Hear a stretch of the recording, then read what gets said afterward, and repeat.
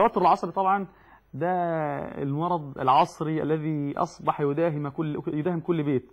يعني نجيب مستحلى بالبنفسج، طبعا هنجيب بنفسج وناخد من البنفسج ونغلي كويس جدا ونشرب منه، هيعمل عمليه هدوء لعمليه التوتر العصبي، يعني فعلا ممتاز جدا ومجرب بنسبه 100%. العاده السريه طبعا شباب الامه سواء سيدات للاسف ورجال بيقوموا بموضوع العاده السريه طبعا لغلو الجمهور وللاسف وتضييق حاجات كتير قوي، الفضائيات الفاشله وحاجات كتير قوي يعني. فطبعا بنقول وطبعا بعد عن الدين طبعا من اهم الاسباب اللي بتؤدي الى طبعا انتشار هذه الفاحشه وهذه المصيبه الكبرى التي يعني نسال الله عز وجل منها العافيه وتمام العافيه. وطبعا شباب الامه اصبح فيه انحلال نسبه كبيره، نسال الله السلامه وان يردهم اليها ردا جميلا. طبعا العاده السريه طبعا في ناحيه دينيه انا مش هتكلم فيها دلوقتي، لكن هتكلم من الناحيه الطبيه، الحاجه اللي ممكن تهدي الاعصاب عندك وتخليك الموضوع ده عندك يتناسى وتلاشى. هو مستحلب لنفسك دلوقتي ومعانا على الهواء دلوقتي، مستحلب لنفسك طبعا من طبعا ده حاجه مفيده جدا وتهدي الاعصاب جدا. طبعا كل ام وكل اب محتاج ان هو يديها للاطفال بتاعته النهارده ان شاء الله عز وجل. حساسيه الصدر طبعا الحلقه اللي فاتت كان معانا اكثر من 50 اتصال خاص بحساسيه الصدر.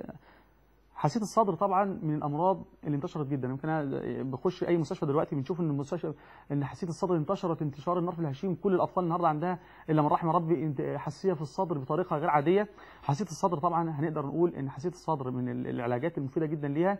طبعا احنا بنعتذر حساسيه الصدر على الهواء دلوقتي. طبعا في الاول قبل ما اقول حساسيه الصدر انا بعتذر للناس اللي بتتصل دلوقتي، هناخد مداخلات بعد قليل ان شاء الله. الناس اللي بتتصل بعد شويه ناخد المداخلات بتاعتها. هنجيب الحبق ده الكيلو ب 6 جنيه، ومن اطرف الحاجات اللي انا شفتها في موضوع الحبق دوت بالنسبه للنصب العطارين. طبعا الحبق ده نبات زي نبات النعناع كده بالظبط، مفيد جدا. يعني انت النهارده لو عندك اي طفل عاوز الشعب بتاعته تزيد وعاوز صدره يتحسن وعاوز ما شاء الله يحصل عنده انفتاح في قلبه يتحسن ونشاط في الدوره الدمويه، اي طفل بقى يعمل اللي اقول لك عليه. صلى على الحبيب صلى الله عليه وسلم. هنجيب الحبق دوت وناخد منه معلقه كبيره ونغليها بكوبايه ميه. طيب طريقه الغلي ان احنا الاناء اللي هو الاناء اللي بيتغلي فيه الحبق دوت في الميه يكون محكم الغلق. محكم الغلق. اول ما يغلي غليتين ثلاثه هبدا اشيل الكنكه او الاناء اللي هو فيه اللي فيه الميه وابدا اكشف الاناء. بعد ما اكشف الاناء هبدا استنشق البخار اللي خارج من الحبق كده مره اثنين ثلاثه.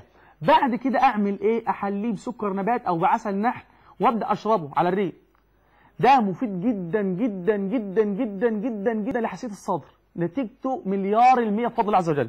واسال الله ان يشفيكم وان يعافيكم وان يبرئكم. بعد كده معانا استاذ عبد الحميد. معانا ايه؟ العقم عند الرجال.